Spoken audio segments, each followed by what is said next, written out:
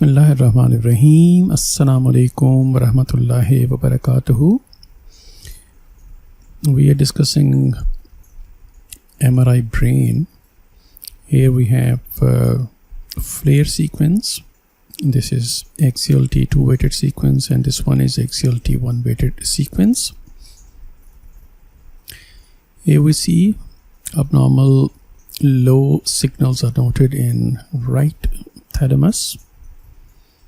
Subtle low signals are also appreciated in the left thalamus. Mild low signals are noted in right crus of the midbrain. Here we see increased signals are noted both on flare and T2 weighted sequences involving both thalami, especially on right side, with abnormal signals involving posterior limb of the right internal capsule. Right thalamus is a bit swollen as well, causing mass effect on third ventricle. However, lateral ventricles are unremarkable. Here we see subtle increased signals are also appreciated in the right half of midbrain, both on flare and T2 weighted sequence.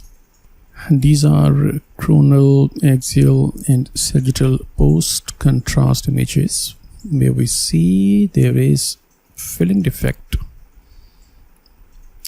at the junction of vein of Galen and straight sinus, suggesting thrombosis of the vein of Galen at its junction with straight sinus, resulting in venous infarcts involving both thalami and their surrounding areas. Here is another example. We see differential diagnosis of the venous infarct where there is evidence of thrombosis of the vein of Galen or straight sinus or deep cerebral veins. Similar abnormal increased signals can be noted in arterial infarcts, especially occlusion of the artery of the Percheron, or obstruction or occlusion in topmost portion of the basilar artery. Here we have diffusion weighted sequence and ADC sequence, and this one is the MRV examination. We see there is non-visualization of straight sinus favoring thrombosis of the straight sinus, and abnormal almost symmetrical increased signals are noted in diffusion weighted sequence involving both thalami, favoring venous infarct, and because of cytotoxic edema in both thalami, we are unable to see any abnormal signals on ADC sequence. Here we have another differential of abnormal increased signals in basal ganglia and thalami. Long episode of hypoxic ischemic insult or hypoxic insult. Here we see head of the caudate nuclei, basal ganglia, part of both the thalami, and cortical gray matter in occipital lobes shows increased signals on flare and on diffusion weighted sequences. We can see abnormal signals here, but on ADC images these signals are suppressed, suggesting cytotoxic edema. So this is one differential showing abnormal signals in basal ganglia and thalami. This is another example where we see viral encephalitis can lead to abnormal increased signals in both thalami. There are three types of the viruses: West Nile encephalitis, Japanese encephalitis, Murray Valley encephalitis, in eastern equine encephalitis and rabies encephalitis. And here we have an example of the West Nile encephalitis, where we see symmetrical increased signals in both thalami, while basal ganglia and midbrain can also show similar signals. And we can also see some increased signals along cortical areas in the sulci, suggesting inflammatory process involving leptomeninges. So another differential of abnormal increased signals in both thalami is infective insult because of viral disease process, that is viral encephalitis. Another example of the differential of abnormal increased signals in basal ganglia on both sides, both thalami, which is the osmotic myelinolysis. Both are flare sequences, and this one is DW sequence. Pons shows increased signals both on DW and flare sequences. So osmotic myelinolysis accompanies rapid shift in the serum osmolality. The classic setting is the rapid correction of the hyponatremia. The classic lesion involves central pons, that is central pontine myelinolysis. Other lesions affects the basal ganglia, thalami, white matter, that is the extrapontine myelinolysis. Acute T2 hyperintensity and T1 hypointensity occurs in the affected regions, and contrast enhancement is uncommon, and reduced diffusions may be seen.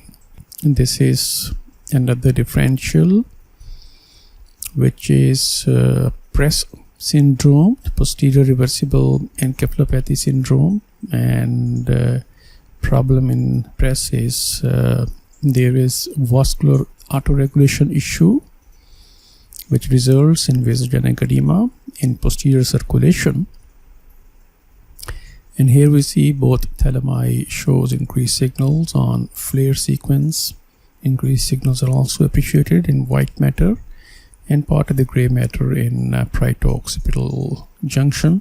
Symptoms in press syndrome includes headache, seizures, and visual disturbances, while symmetric vasogenic edema is noted predominantly involving posterior circulation.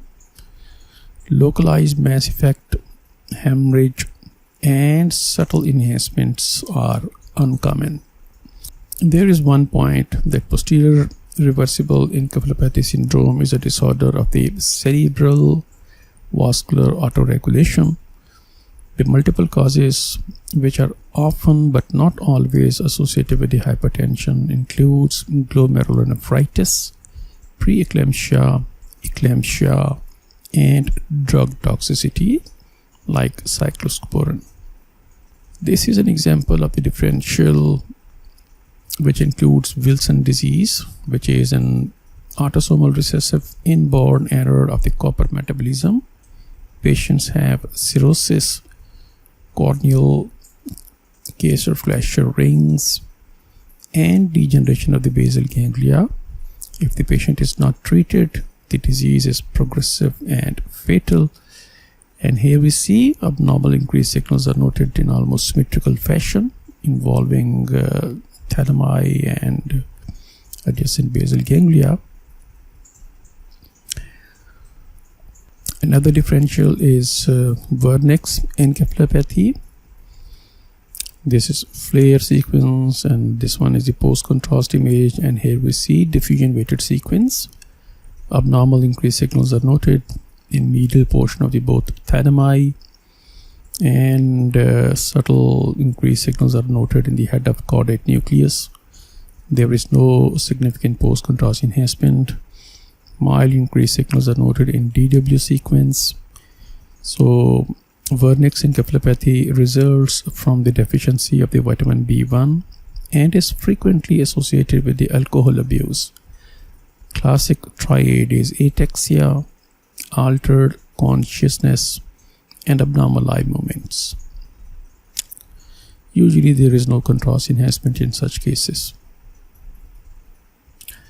Abnormal signals are noted in the mammillary bodies, medial aspect of the thalamus, as we have seen in present images, tactile plate region, periaqueductal gray matter, and dorsal medulla.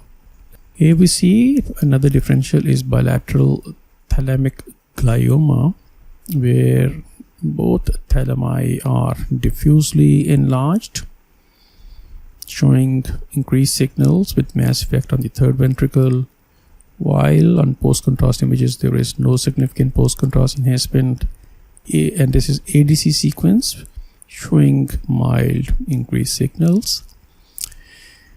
Bilateral thalamic gliomas, they are rare neoplasm, and usually they are diffuse low-grade astrocytomas, which occurs in both children and adults.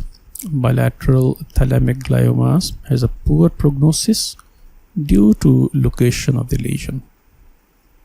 Another example of the differential is Creutzfeldt-Jakob disease. Here we have, this one is axial diffusion weighted MR sequence showing diffusion restriction, that is increased signals involving posterior portion of thalamus, along with increased signals in the medial area, suggesting hockey stick sign. High signal intensity also is present in both basal ganglia. Here we can see increased signals in basal ganglia on either side, and here on diffusion weighted sequence we see there is increased signals involving cortical gray matter, and this is called cortical ribboning. Increased signals are also appreciated in caudate nucleus and both thalami. Here we see abnormal increased signals are also appreciated in pulvinar of both thalami, suggesting a pulvinar sign.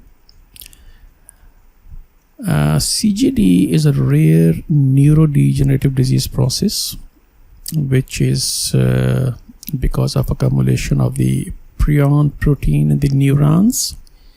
Persons with the CJD experience rapidly progressive dementia, and the disease is classified into 3 types: sporadic form, which is most common, that is 85%, of which no cause has been identified.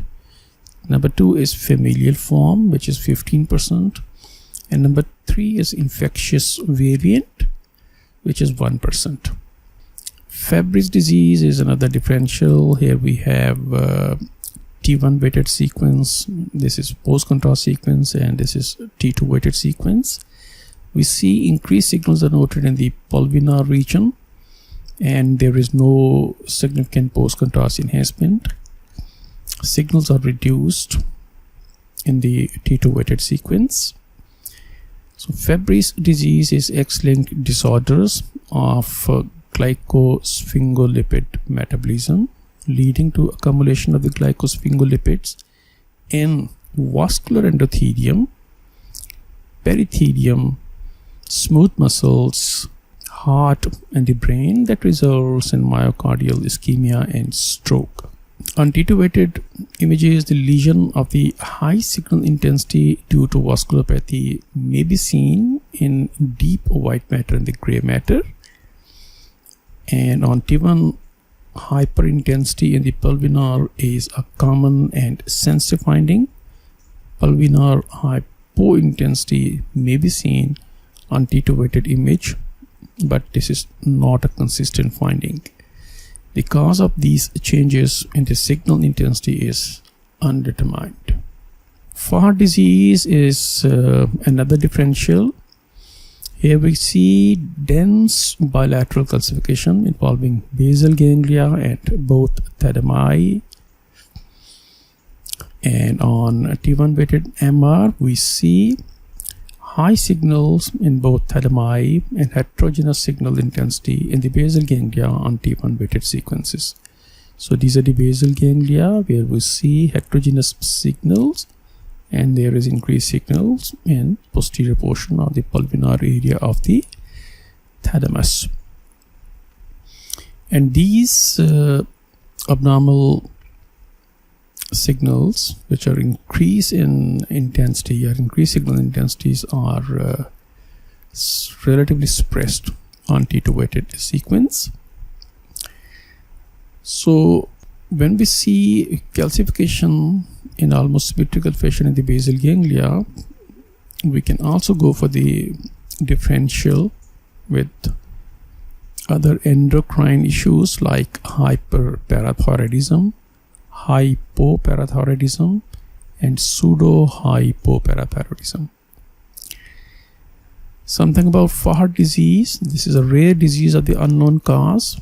It is characterized clinically by the neuropsychiatric abnormalities and Parkinsonian or chorioathetotic movement disorder.